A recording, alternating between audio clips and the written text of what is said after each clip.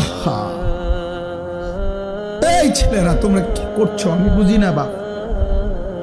কেমনে পারলা এমন সুন্দর একটা জীবন মোবাইল দেখে দেখে শেষ করে দিতে? আল্লাহর জন্য জীবন দিবা কখন? মুসলমানের জন্য চোখের পানি ঝরবে না কখনো? ফিলিস্তিনি মায়ের আহাজারি তুমি শুনবা না কোনোদিন?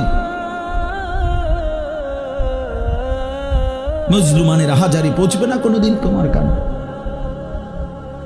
এই জন্য ভাইয়া গুনাহ ছেড়ে দাও, তওবা করো বাপ।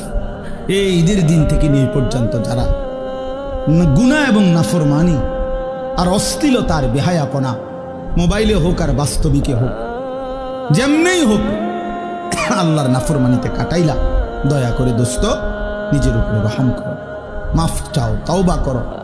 ভুল হয়েছে, এটা ভুল হয়েছে, এটা ভুল করেছ, এটা উচিত হয় নাই। আল্লাহকে এভাবে নারাজ করিলে একদিন মৃত্যু হবেই, সেদিন কিন্তু কবরে কষ্ট হবে।